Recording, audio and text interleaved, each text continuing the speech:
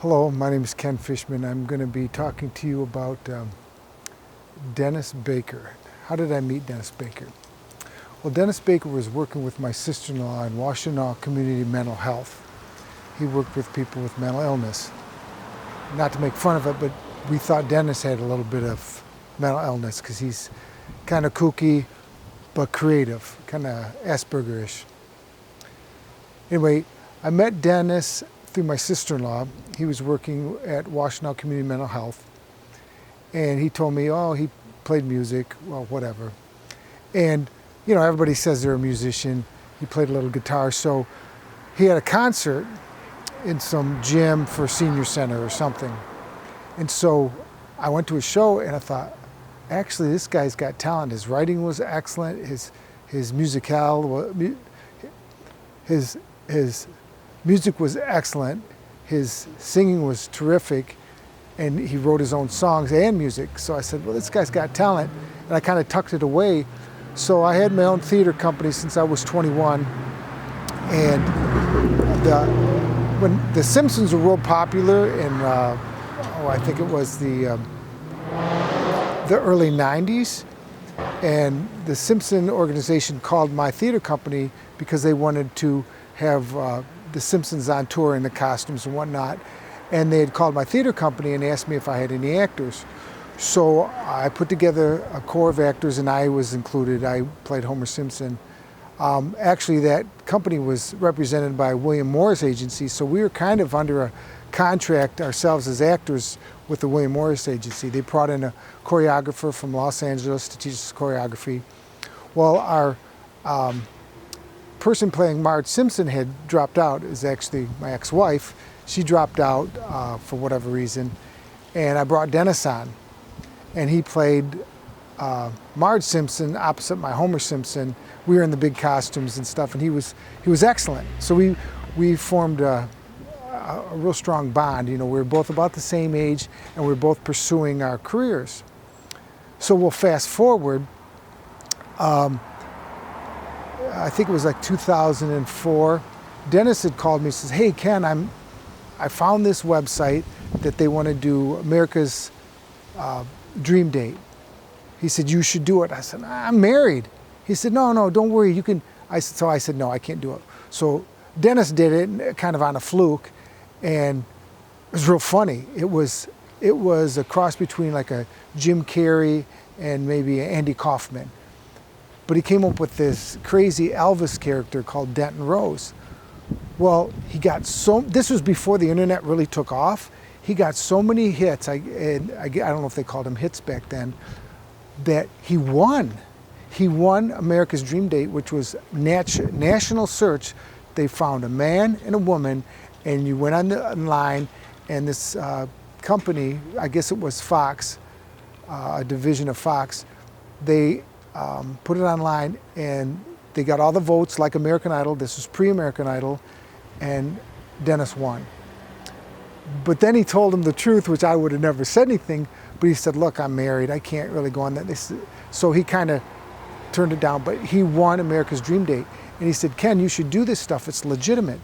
So I got online and I found one called, it was from Endemol. And if you know anything about Endemol, Endemol does Deal or No Deal, Fear Factor, Splash, that new show.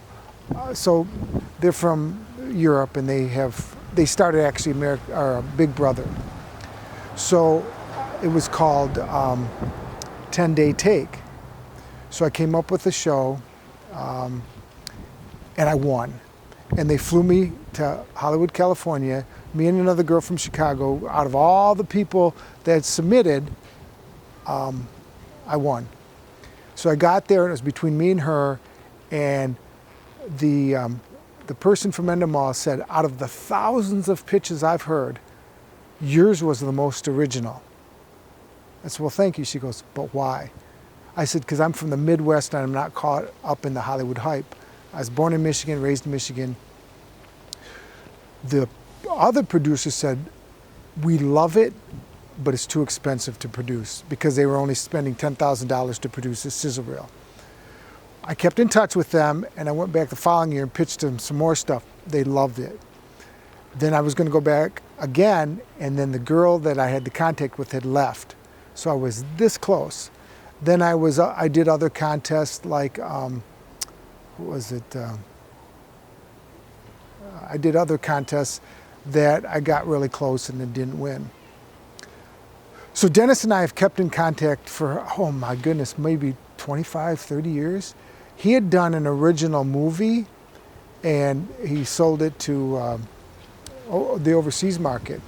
And he did it on a VHS camera and edited it, and I don't know how, and he made a little money, at least made his money back.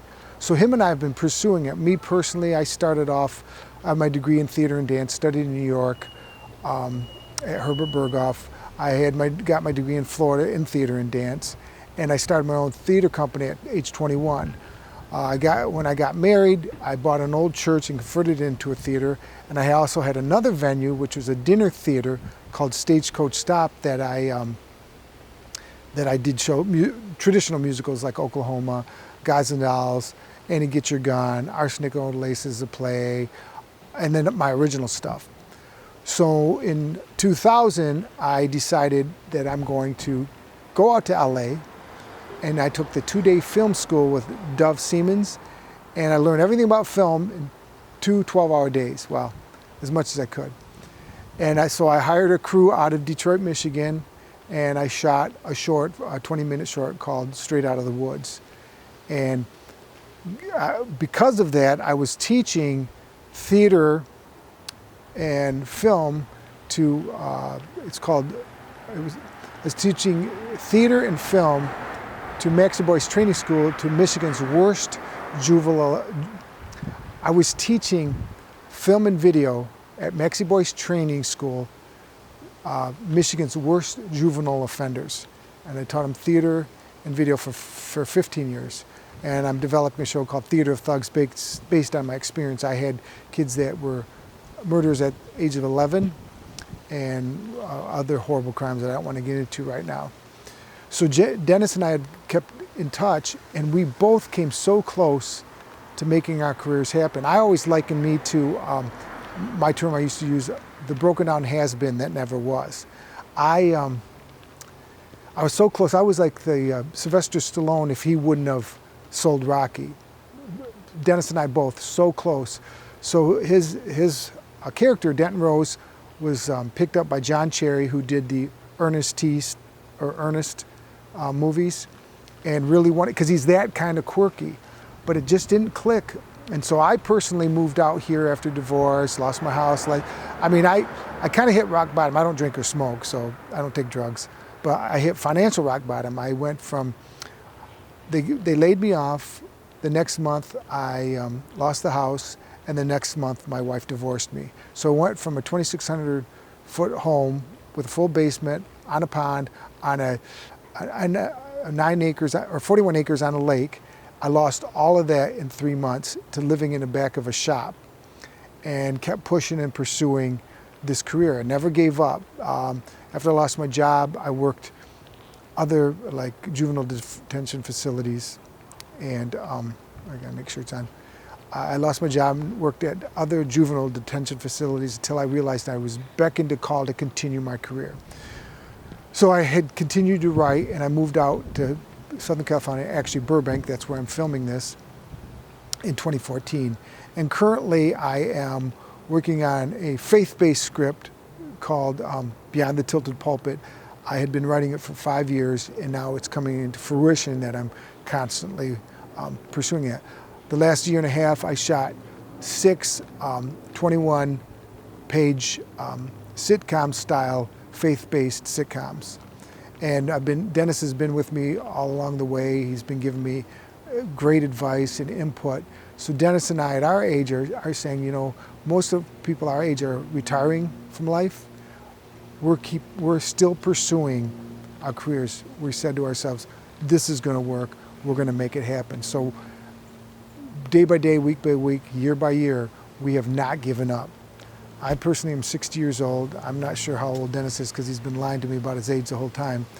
But we have never given up, and we're still pushing it. And I think at our age, not to get all scripture on you, but in the Bible there's Caleb and Joshua. Just a little history. God said to Moses, I'm going to give you the promised land for you and all your descendants. Well, then when they disobeyed God, God said, you know what, just kind of roam around for 40 years and, out in the desert, which is, I think it was a 5-mile circle. But he gave manna from heaven, and they were, clouds by day, fire by night. So that's kind of an abridged version. But basically 40 years. And then God promised Moses, but Moses never saw the promised land. His descendant that saw the promised land was Caleb and Joshua. Because before that, Caleb, they sent spies into the land, and they said, they're big, they're scary, we will be like locusts, there's giants. And so Caleb and Joshua said, let's go in there, we can take them. Everybody else was afraid, and that's why God said, you know what, you didn't listen to me, so roam around for 40 years. Fast forward, Caleb and Joshua made it to promised land. They were older, like me and, I guess we're the Caleb and Joshua, like me and Dennis. We haven't given up. We believe in this promise that we're going to do something in the industry, spiritually or faith-based, something in the industry that we can make our living and make our mark on the world. And so Caleb and Joshua got there, and they were older, like us, and God gave them their strength back, and they said, we have our strength of our youth, and that's where Dennis and I are. Even at our age, we feel we have the strength of the youth. Both Dennis and I have worked with kids in their 20s and 30s, and we outwork them. We outwrite them, we outdirect them, we have more stamina, plus we have all of our experience. Scripturally it says, the strength, oh my goodness, let me see, what is it? Oh, the scripture says, the glory of youth is their strength, of old their experience. But actually in some translations said, the glory of youth is their strength, of old their gray hair. And that is wisdom. So we have the wisdom, and we have been giving the strength again to be able to physically handle it. So I guess we're reaching out to you to say, look, give us a chance. We've tried it since we were in our 20s. We never made it. We've tried it, like I had a successful theater company, but never film or television.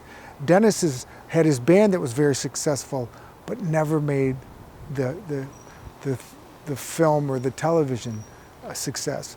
So whether this is a reality show or whether it's one of our movies, it's our time.